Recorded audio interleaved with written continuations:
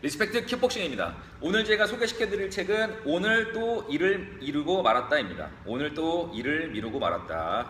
이건 저한테 하는 얘기네요. 제가 이제 밤에 체육관을 늦게까지 운영하다가 너무 피곤해서 다음날 해가 중천에 뜰 때까지 12시까지 잠을 잤습니다.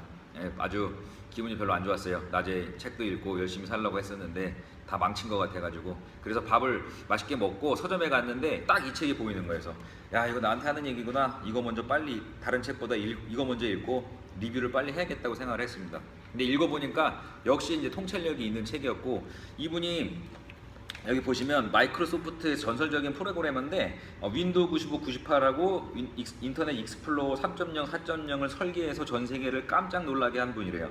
더블 클릭하고 마우스 오른쪽 클릭, 드래그 앤 드롭을 개발했답니다.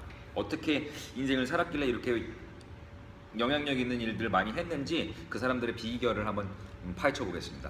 자, 우리가 이제 시간이라는 직선 위에 존재를 하는 거예요. 그죠? 어느 순간에 태어나서 어느 순간에 죽겠죠. 그 위를 살아가고 있는데, 시간을 관리를 하는 사람이 있고 관리를 못 하는 사람이 있어요. 그러니까 시간 관리가 이제 결국에는 자기 관리죠. 시간 속에 살기 때문에 시간 관리가 자기 관리고, 자기 관리가 결국엔 내 실력인 거예요. 그래서 시간 관리 이꼴 자기 관리고, 자기 관리 이꼴 내 실력이 되는 겁니다. 그러니까 시간 관리를 잘 하게 되면 결국에는 믿을 만한 사람이 되는 거고, 좋아하는 공부와 취미 생활도 더 많이 할 수 있는 시간이 생기는 거고, 그리고 스펙이 빵빵한 엘리트 인재들도 뛰어넘을 수 있는 그런 게 되는 거예요. 반면에 무계획적인 천재들이 있어요. 그죠? 뭐 시간 관리 잘 못하지만 능력이 있는 사람이 있지만, 그 사람들은 결국에는 한계에 봉착한다는 얘기예요. 변수들이 너무 많기 때문에 그 함정을 다 빠져나갈 수가 없는 거예요. 그래서 결국에는 롱런 하지 못한다는 얘기입니다. 그러면은 어떻게 시간 관리를 해야겠느냐? 저자는 일하는 방식에 있어서 그 일하는 방식이 두 가지로 나눴을 때 뒤에 부분에서 앞에 걸로 바꾸라고 얘기를 합니다. 두 가지 방법이 뭐냐면, 첫 번째는 스타트 대시예요. 스타트 할 때 모든 힘을 쏟아서 먼저 일을 끝내버리는 거. 말은 쉽죠. 그 다음에 라스트 스퍼트라고 우리나라 말로 하면 벼락치기. 대부분 일을 미루기 때문에 이런 일이 생기는 거예요. 뭐 어차피 노는 거가 80이고 일하는 게 20이라면 일을 먼저 하고 놀든지, 놀고 나서 일을 하든지, 그게 그걸 것 같은데 상당히 다르다고 합니다. 뭐가 다른지 구체적으로 벼락치기, 그러니까 먼저 놀고 나중에 일하는 게 뭐가 나쁜지 저자가 이제 분석을 해놓은 거를 말씀을 드릴게요. 자, 라스트 스퍼트에는 단점이 있는데, 첫 번째로는 이제 불안감을 유발한다는 거예요. 이제 매도 먼저 맞는 게 낫다고, 내가 할 일이 있는데 놀아버리면은 쉬어도 쉬는 게 아닌 불안한 상태가 되는 거예요. 그렇겠죠. 찜찜하겠죠. 일하는 것도 아니고 쉬는 것도 아니고, 이런 상태가 별로 안 좋은 성과를 만들어낸다는 거예요. 불안감 유발해서. 자, 두 번째는 큰 그림을 그릴 수가 없다는 거예요. 일을 일단 해봐야 이게 어느 정도의 난이도고, 이게 시간이 얼마나 걸리고 얼마나 많은 도움이 되는지를 알 수가 있을 텐데, 시작을 너무 늦게 해버리니까 그게 늦게 파악하는 거예요. 그래서 이게 야, 이렇게 오래 걸리는 거였어? 라고 깨달았을 때는 남은 시간이 얼마 없는 거죠. 그러니까 초장에 빨리 들어가서 이게 어느 정도의 왁구가 나오는지를 빨리 캐치를 해야 내가 이제 노력할 수 있는 걸 아는데, 그거를 놓친다는 거, 그 기회가 없다는 거예요. 라스트 스퍼트 하시는 분들은. 그리고 세 번째로는 그거를 운 좋게 맞췄다고 해도 시간이 딱 8시간만큼만 일을 해야지라고 했는데 갑자기 어머니가 부르시는 거예요. 어머니가 뭐 아프실 수도 있고, 내가 감기에 걸릴 수도 있고, 가다 넘어질 수도 있고, 이런 변수들에 대응할 수가 없는 거예요. 이게 예비가 없는 거죠. 예비 시간이 없는 거죠. 근데 만약에 먼저 해놨다면은 변수가 있더라도 뭐 뒷부분에 좀 하면 되는데, 마감 코앞에 닥치고 하면은 안 된다는 거예요. 그렇죠? 그래서 라스트 스퍼트의 단점, 불안감 유발, 그 다음에 큰 그림을 그릴 수 없는 거, 그 다음에 오차 및 변수에 대응할 수가 없는 거, 이런 것들 때문에 스타트 대시 먼저 시작하는 것이 낫다고 얘기를 합니다. 그러면 어떻게 시작을 하는 게, 스타트 대시를 하는 게 좋은 스타트 대시냐? 어떻게 하는 거냐면, 전체 기간이 있으면 20% 동안 총 업무량의 80%를 끝내버리는 거예요. 진짜 밀도 있게 일을 하는 거죠. 시작해서 딱 하면은 그때 집중을 다해서 내 역량을 다 써가지고 그 일을 완전히 끝내려고 최선을 다해보는 겁니다. 막판에 하지 말고 그 막판에 하려는 노력을 타임머신을 타고 와서 앞부분에 시작에 해버리는 거예요. 되든지 안 되든지 완벽하게 하려고 하지 말고 일단 최선을 다해서 해보는 거예요. 그래서 20%의 기간, 예를 들면 10일이 있죠. 그러면은 10일 중에 2일 동안 일을 해봤는데 80%가 아닌 60%밖에 못 끝냈어요. 60% 미만으로 끝냈어요. 그러면은 이거는 내가 전력을 다 했는데도 60% 미만으로 끝냈다. 그러면은 이거를 다 못하는 거예요. 연장을 받아야 되는 거예요. 왜냐면은 아무래도 마감 기한 내에 이걸 지키지 못할 확률이 크기 때문에 뭐 직장 상사한테 가서 업무 기간을 좀 늘려달라고 얘기를 해야 되는 거예요. 이걸 진짜 해봤는데도 정면 승부를 해봤는데도 안 되니까요. 그러면은 잘해서 잘 됐어요. 잘 풀렸어요. 일이 잘 풀려서 80%가 끝났다. 그러면은 20%에 80% 끝났으니까 나머지 시간은 80%겠죠. 이 80% 동안 나머지 20%의 일만 하면 되니까 얼마나 마음이 가볍겠습니까? 그러면은 이게 마음이 느긋한 마음이 생기는데 이거를 슬랙스라고 얘기를 해요. 슬랙스가 생기면은 일단은 너무 좋은 거죠. 뭐가 좋냐?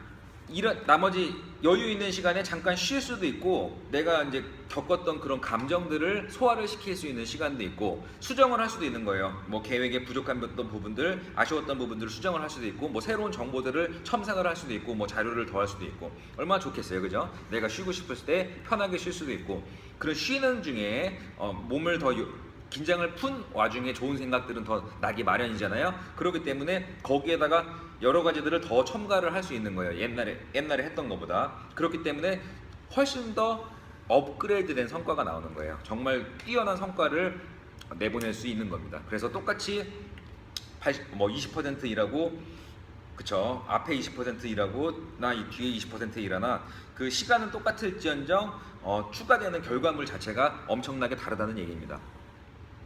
그렇습니다. 그러니까 일도 이렇게 할 수 있는데 일만이 아니라 하루도 그렇게 보낼 수 있다는 거예요. 그래서 하루도 업무 쪼개기도 이런 식으로 할 수 있고 하루 쪼개기도 이런 식으로 할 수 있는 거예요. 그래서 우리가 쓸 수 있는 시간의 20% 업무 가능 시간의 20%에 초장에 오전에 그러니까 점심시간 먹기도 전에 혹은 새벽 시간에 80%의 일을 끝내놓으면 얼마나 마음이 편하겠습니까? 방해받지 않는 시간에. 그래서 성공하는 사람들이 새벽형 인간이 좀 많은 것 같습니다. 그래서 뭐 이 저자 같은 경우에는 새벽 4시에 일어난다고 하고 뛰어난 작가들이나 뭐 자기개발 작가들이나 자기 분야에서 성과를 내신 분들은 새벽 4시나 4시 반에 일어나신 분들이 되게 많은 것 같아요. 그 이유가 다 여기 있는 것 같습니다. 4시부터 뭐 6시 반까지만 2시간 반 정도 일을 열심히 하신대요. 그리고 6시 반에 아침을 드시고 나머지는 설렁설렁 편안한 마음으로 여유를 가지고 천천히 일을 하신다고 합니다. 그러니까 얼마나 추가되는 것들이 많겠어요. 앞에 밀도 있게 끝내놓은 거에다가 데코레이션을 천천히 올리면 되니까 그 케이크 얼마나 예쁘겠습니까? 그런 식으로 일하는 방법은 아무리 천재라도 따라오기 힘들 것 같습니다. 그래서 저도 평범한 사람들이 정말 실력이 뛰어난 사람을 이기려면 이러한 전략, 먼저 밀도 있게 일을 해놓고 나중에 데코레이션을 올리는 전략이 유효할 것 같습니다. 그리고 저도 시간 쓰기의 관점을 재정립을 이 책을 읽으면서 많이 했는데 시간 쓰기가 자체가 인생이기 때문에 시간 자체가 모여서 인생이 되는 거잖아요. 그래서 인생을 바라보는 관점이 많이 재정립된 것 같아요. 저자의 말을 빌어서 제가 몇 가지 이렇게 요약을 해서 한번 얘기를 한번 해보겠습니다.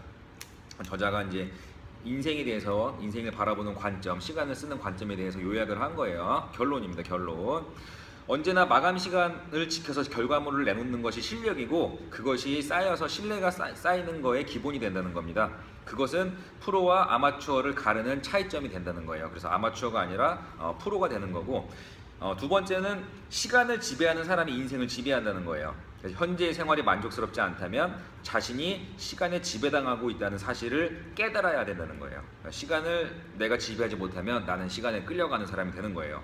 자, 시간관리법을 하는 궁극적인 목적은 결국에는 하기 싫은 일을 줄이고 좋아하는 일에 더 많은 시간을 쏟기 위한 방법이라는 거예요.